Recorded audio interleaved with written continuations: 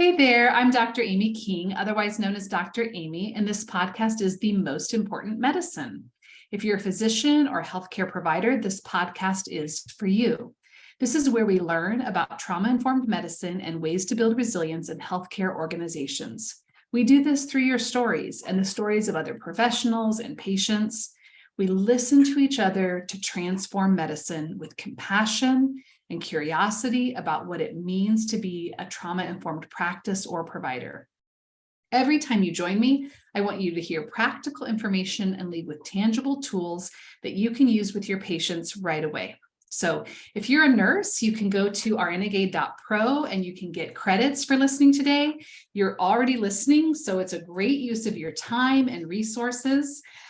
Today, I am excited to be joined by a friend, Keith Carlson. Keith is a nurse, and he's going to share infinite wisdom in his years of experience.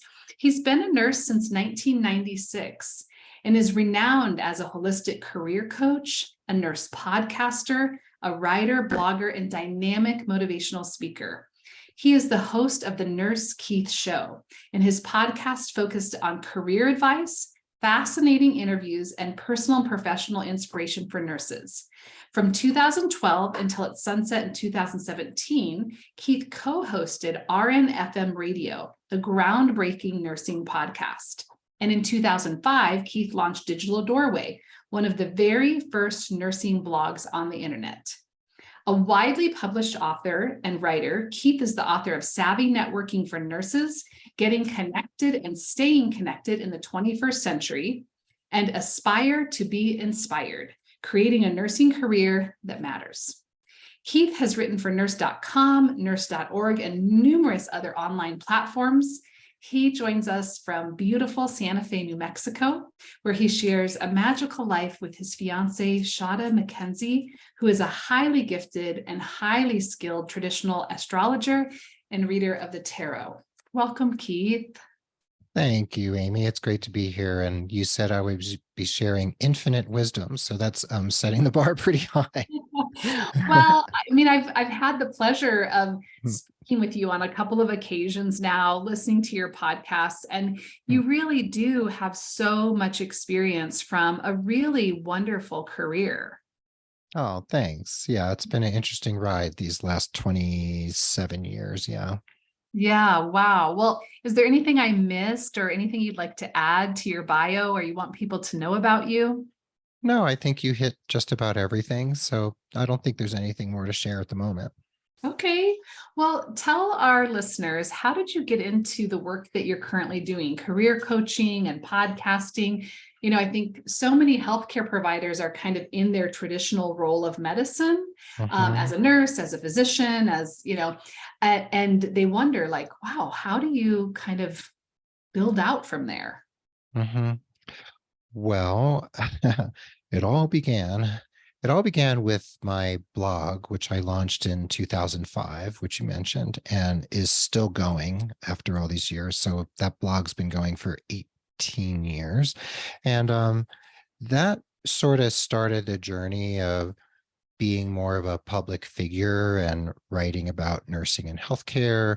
And that opened my eyes to coaching, which is something I started doing around 2011 or so. And that was around the time I became cognizant of podcasts, which were not brand new at the time, but they were just starting to kind of gain steam back around that time. And a couple colleagues on Twitter and I started chatting, and we went offline and hopped on Skype and started talking more. And we launched RNFMRadio, which was that podcast that you mentioned in my bio. And there was only, I believe, one other nursing podcast at the time. So that was kind of groundbreaking because it just wasn't happening for nursing, even though there were medical podcasts back then.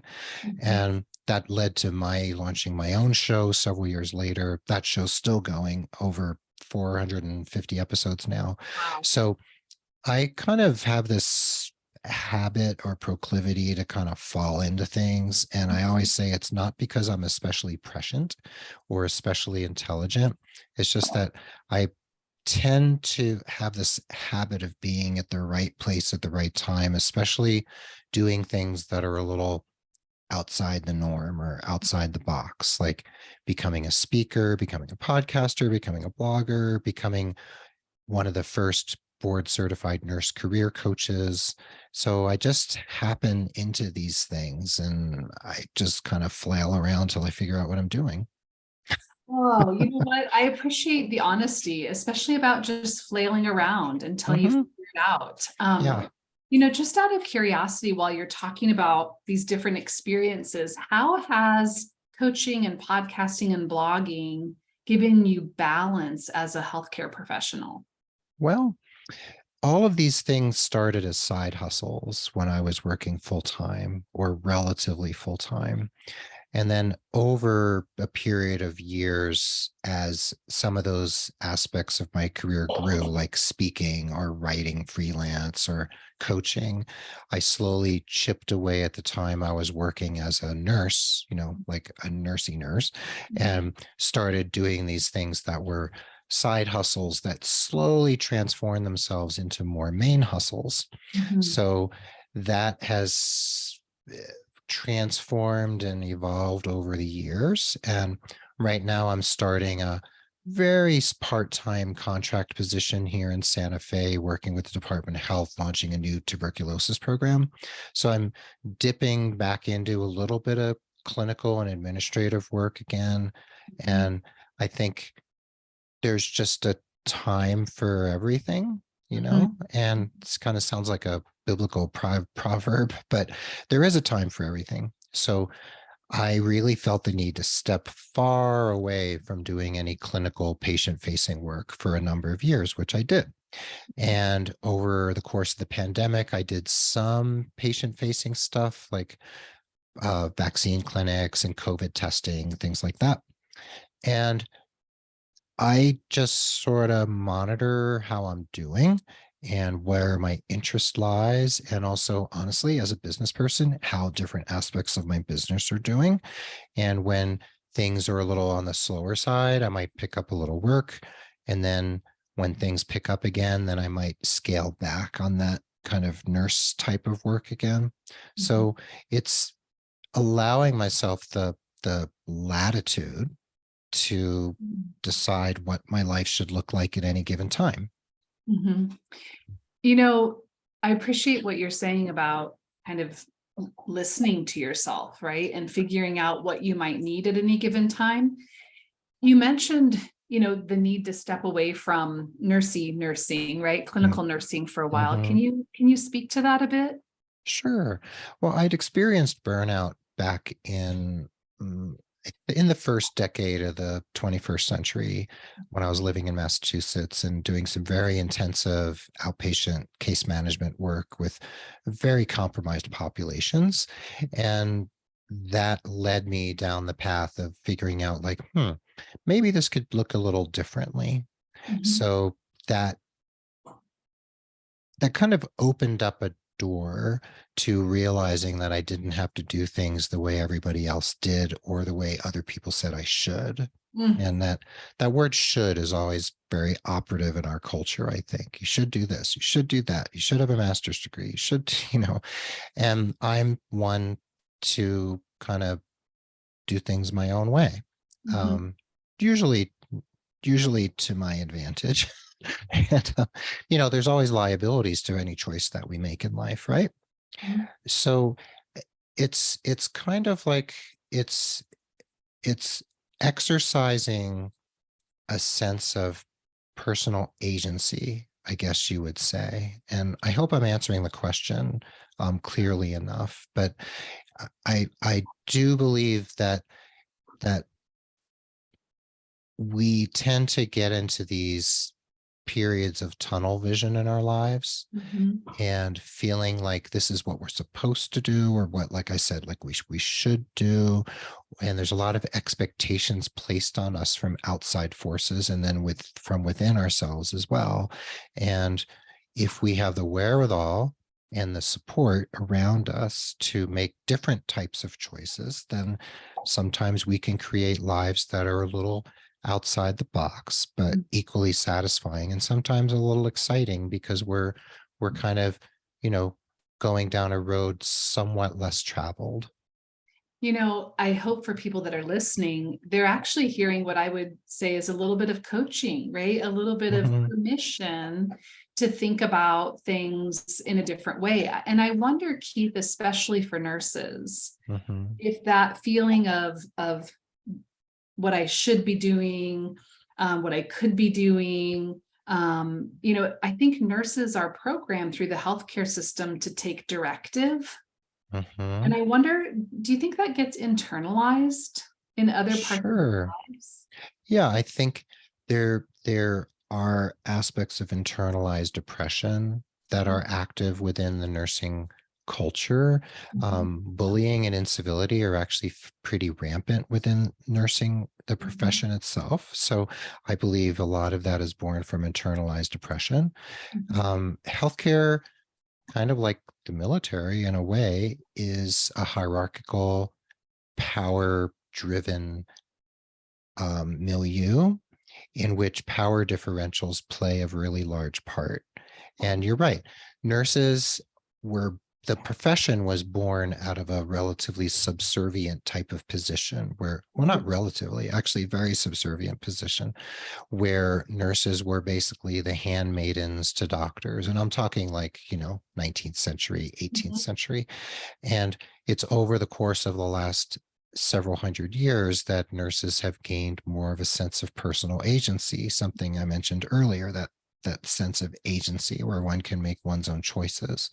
And I do think that has been internalized by nurses, and this notion of autonomy, like nurses becoming business people.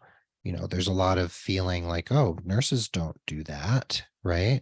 And then nurse practitioners have been gaining ground in the course of especially the 21st century.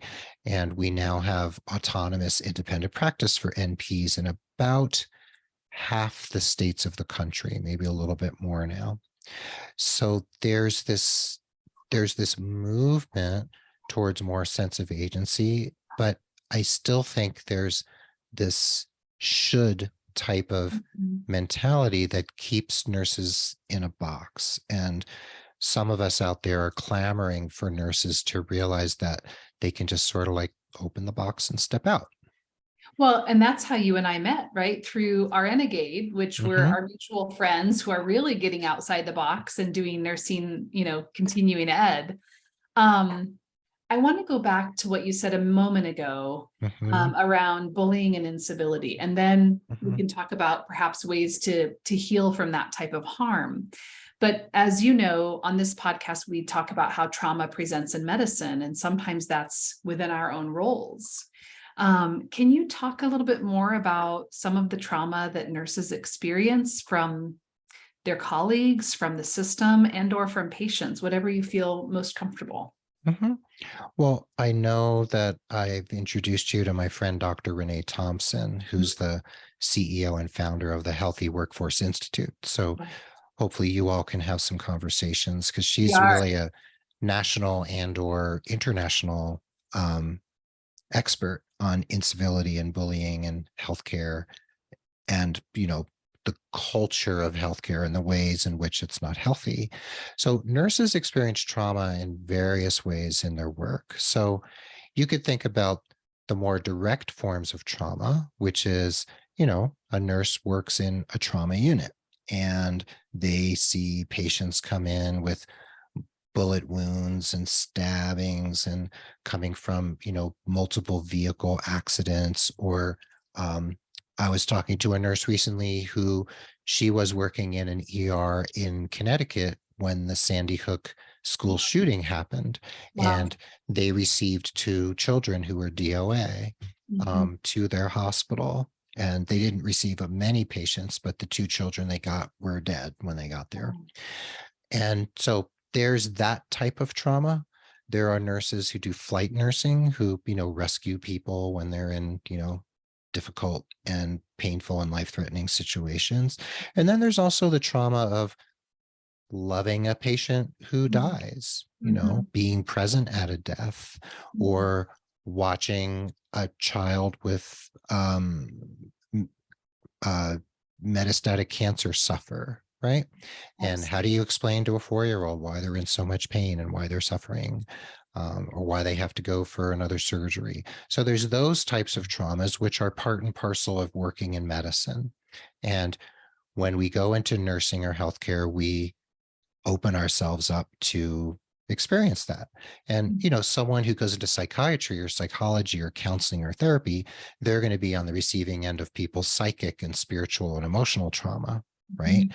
And we can experience that in nursing as well, because people trust nurses, as evidenced by the Gallup poll every year.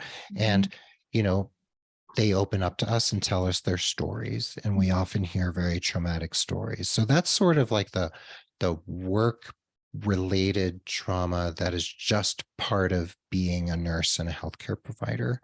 But Mhm. then there's the trauma of, let's say, bullying and incivility Sure. and harassment, intimidation, discrimination, those sorts of things that happen within the workplace culture, where we're actually traumatized and injured by those with whom we work, our colleagues and our peers, or maybe people higher up on the power differential, like physicians or surgeons or executives, for instance. Mhm.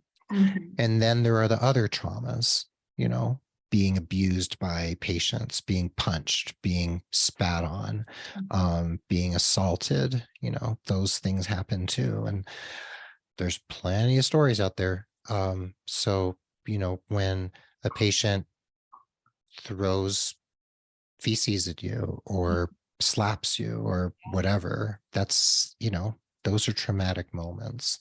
And then there's also let's just say the pandemic, which people are tired of hearing about and talking about, but there's lots of trauma and ethical and moral dilemmas that come up Oh during the my course goodness. of that.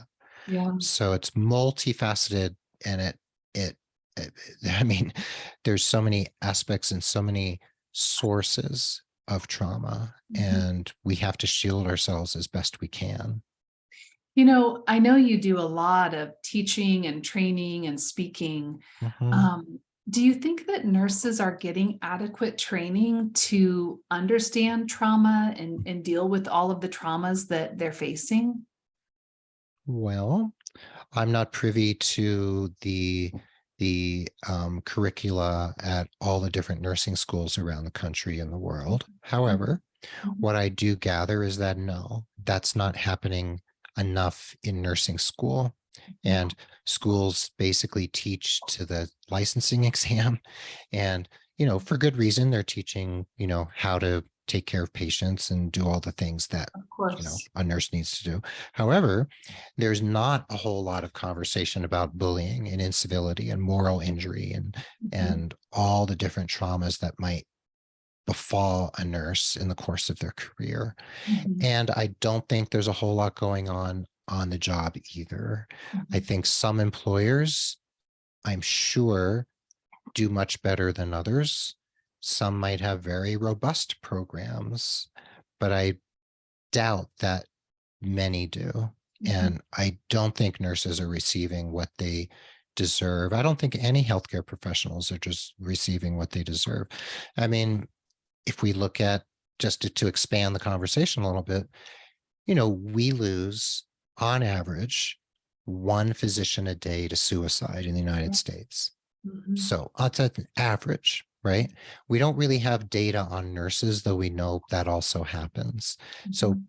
right there, if we have a physician shortage in this country, which we do, Mhm. especially when it comes to primary care physicians, and we have a nursing shortage, Yeah. and if the public only understood the level of trauma experienced by healthcare providers, if the public only understood that about 400 American doctors take their own lives every year, Mhm.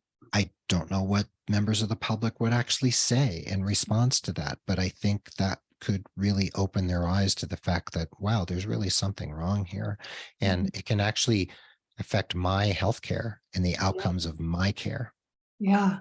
And not only that, Keith, right? But the systems that are created, healthcare systems that aren't Mhm, responsive to the needs of the healthcare provider, to mhm, give them agency, space, and time to process the wide continuum of emotions that you could experience on a given day. Um, One of the things that you talk about is that personal agency, having some personal agency and values alignment. Can you talk about how each of those might be an inoculation or ways to mitigate the trauma that nurses experience? Well, we already talked about agency a little bit, that if one can realize that one can make choices based on what you need and what your family structure calls for and what your lifestyle calls for and what your health calls for, mental, spiritual, emotional, or physical health.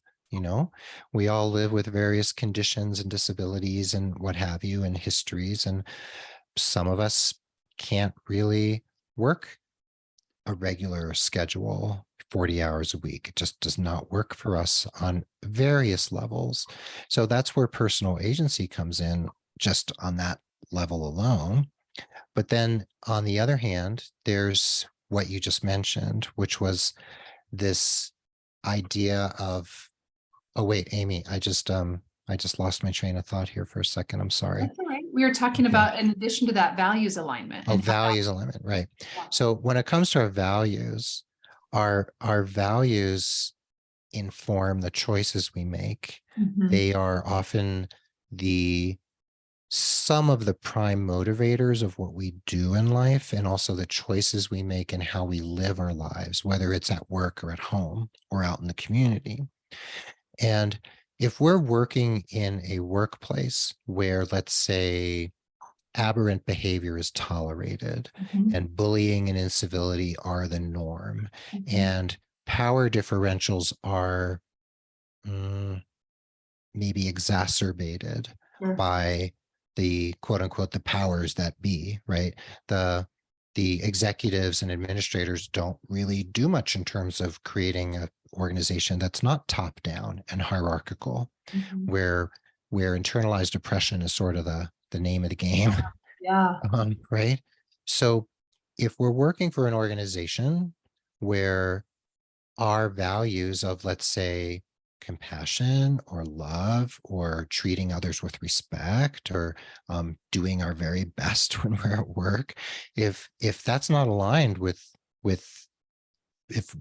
what we believe, and our workplace runs counter to the prime motivators of why we are who we are and why we do what we do, that compromise can be devastating. Because that's where burnout happens. That's where compassion fatigue. That's where depersonalization begins to take place. That's where we begin to not treat our patients the way we would normally treat them, perhaps, or treat ourselves and our loved ones. And there are ethical dilemmas and moral injury that happen. Let's take the pandemic, for instance. You have a nurse who works in a COVID ICU, and let's say this is October of 2020, right? Patients are dying, family aren't allowed to visit, and lo and behold, the nurse has to hold up an iPad to the patient so that the families can say goodbye. And the nurse has to be the surrogate for the family, holding the hand of the patient and showing that family that, yes, I'm holding your dad's hand as he dies, right?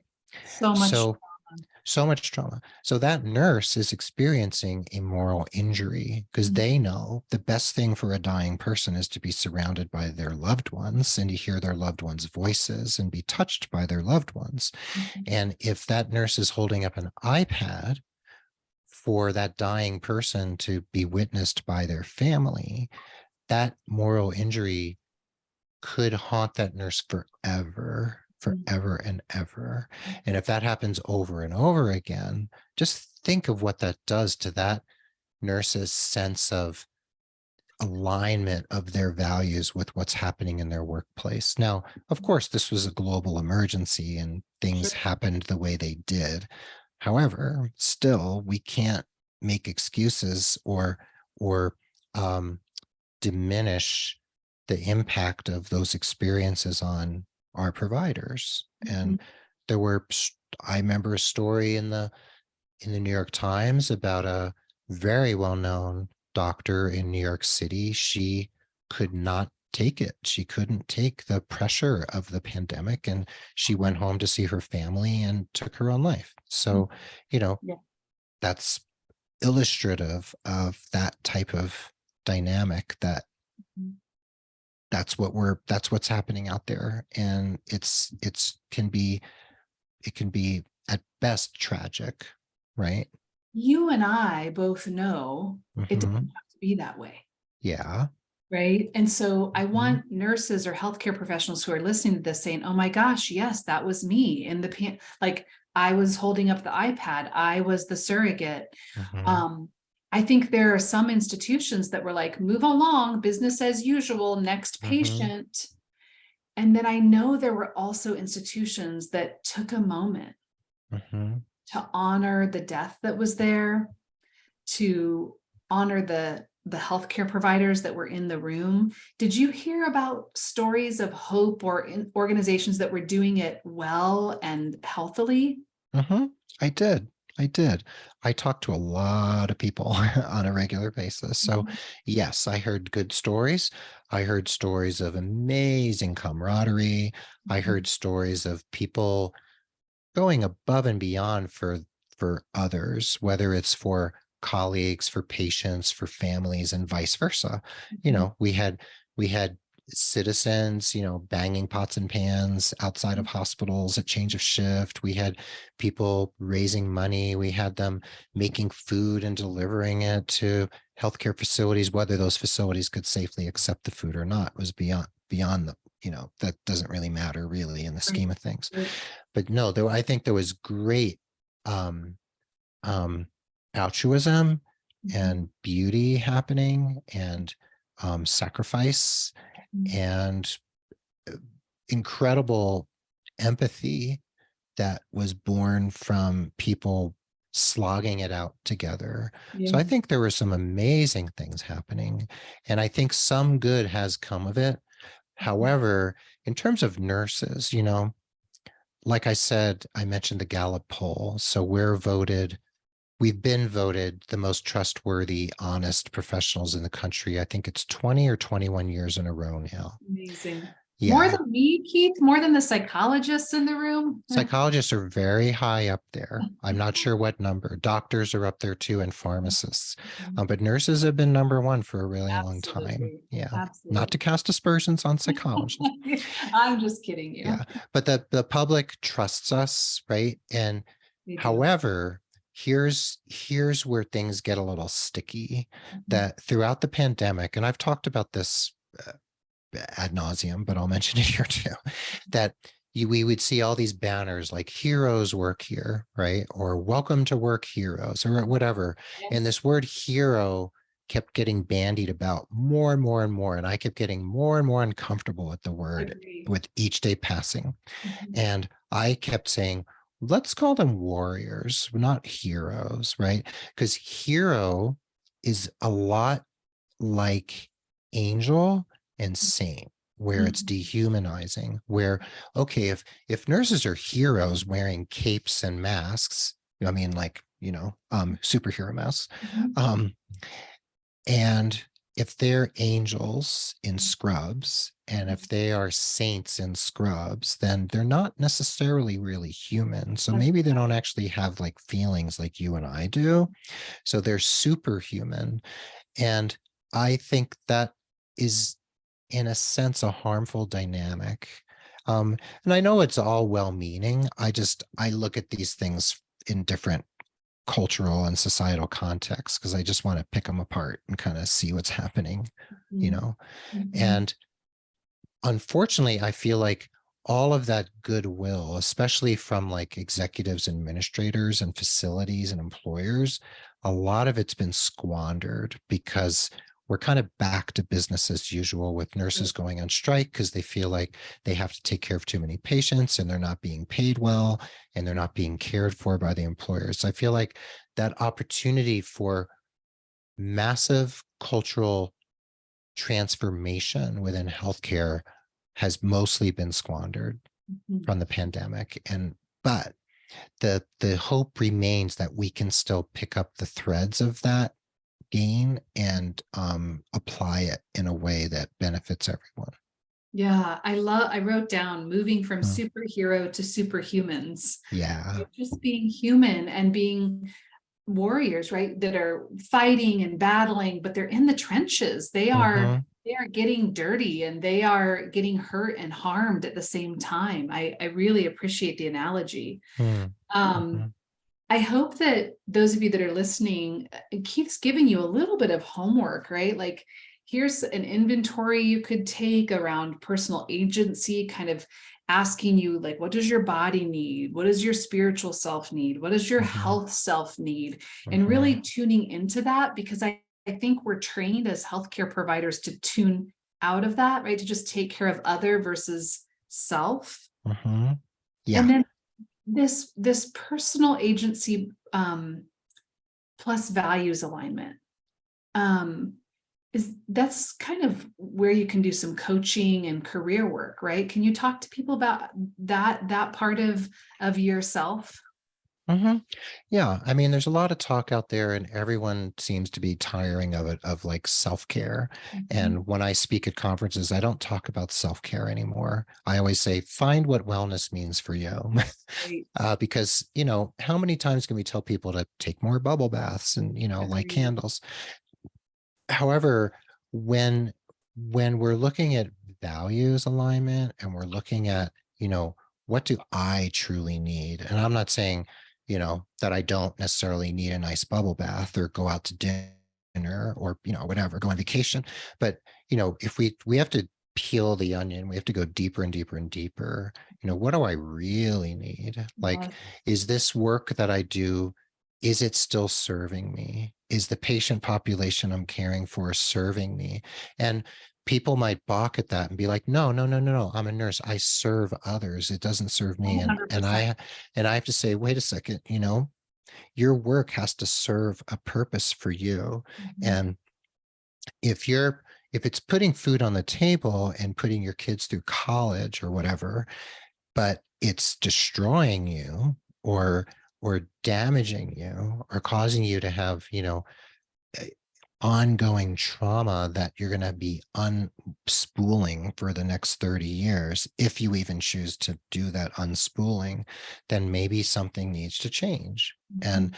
you know, nurses tend to really focus on caring for others. And, I always say, like, we don't go into nursing for the awesome pay usually, or the great outfits, or the awesome shoes and accessories, right? Shoes. I um, knew it was the shoes. it's the shoes, those awesome, beautiful, like white sneakers. Everybody wants them. No, we don't go into it for all those things, right? We go into it for different reasons. So we need to be able to look at ourselves and say, you know what, this choice I made isn't working for me anymore. And even though there might be some noise and static from other people if I make this other choice, um, you know what, doesn't really matter in the end.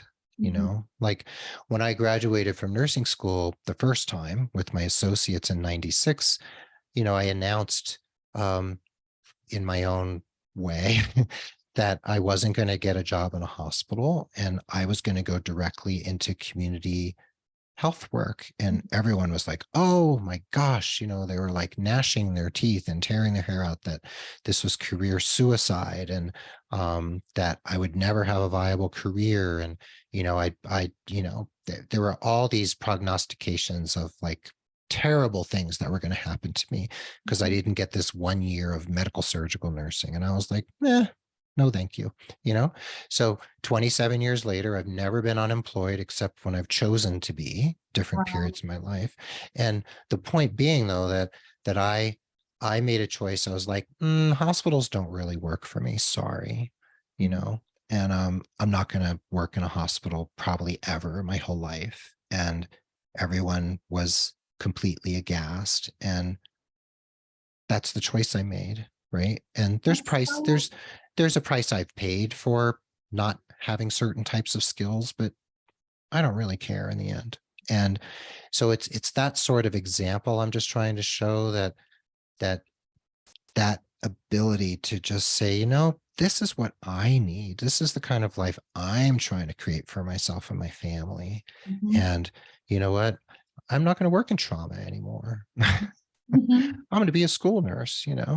It's actually so reassuring. And I hope for the listeners too, to hear you say, in 27 years, I've never been unemployed unless I've chosen to take a Hmm. break from my work. Hmm. Because I think fear drives a lot of positions and careers for folks. So Hmm. that's probably a really good catalyst into some of our rapid fire questions. Are you ready? Okay. Uh, Yes. Always ready.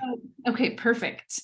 Um, if you could go back and talk to young Keith Hmm. in 1996, right, Hmm. when you were just finishing your associates, what would you tell him? Well, I would encourage him to still make the choices he was making, because he was making them based on his needs Mm. and what he felt was right for him at the time.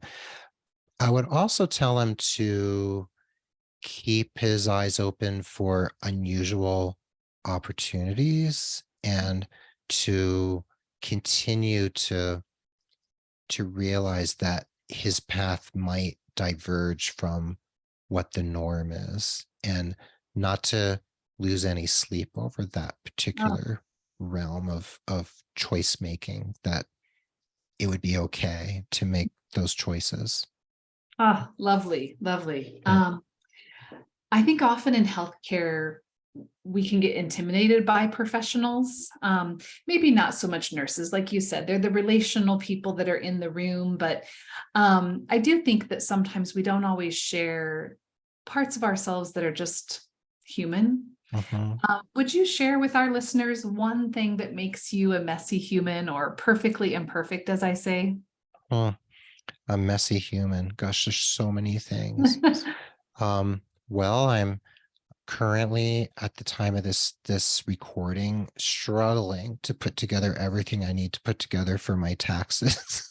Oh my gosh. Realizing that, every year I say, you know what, I'm going to really stay on top of things every month and kind of keep everything together. And so that when like January and February come, it'll just take me like half an hour, and, but it's never like that. Um, I recently, over the last couple of years, divorced after 30 years of marriage. And even though my ex-wife and I are still great friends and see each other regularly, and I'm very close with her and her new partner, you know, that's a messy thing to end a relationship. And now I'm in a new relationship and getting married again, probably in 2024. But it, it doesn't, none of us are immune from death, divorce, taxes, whatever it happens to be. None of us are immune from it. And those are some of the things that make me a messy, imperfect human. And when it comes to death and taxes, they say, those are two of the constants in the universe. And Woody Allen once said, I'm not afraid of death, I just don't want to be there when it happens. So um Love that. yeah. Thank you for sharing too, by the way. Sure. So it's 11 o'clock at night and you have a food craving. What do you Mhm. reach for? Hmm. That's a really interesting question. Well, um, if there's any peanut butter in the house, that's often a go-to, though I try not to keep any in the house on a regular basis. That makes me a messy human, is that peanut butter affinity. Um, I often will have, this might sound so like overly healthy to certain people, but I'll go for like cashew yogurt and fruit, or something like that in the evening. Yeah. Nice. So, Hmm. so far I'm realizing, Keith, that you and I are aligned on tax avoidant tasks and peanut butter. All right. They go well together. Yeah, seriously. Um, Last question. Okay. We're going to link up in the show notes to all the ways that people can be in touch with you. Your blog and your podcast, which are beautiful, the coaching that you offer.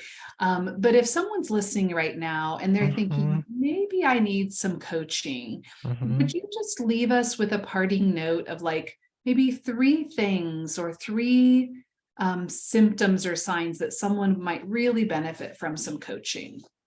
Okay. I'll think of like classic clients who come to me. Okay, one might be a client who's a nurse who has been working for about somewhere between 5 and 10 years, and they've kind of hit a wall, and they're like, it's just not working for me anymore. Like I need something. I just can't put my finger on it. That's a really good reason to come for coaching, because you know there's a little bit of discomfort. You're not super unhappy or burned out, but you're like, I know there's something more. So that's one. 2 might be, oh my gosh, on the level of stress and burnout, I'm like a 9 out of 10. And I need to do something really fast, or I am going to really tear my hair out, or I'm not going to be able to go on. So that's obviously a really good reason.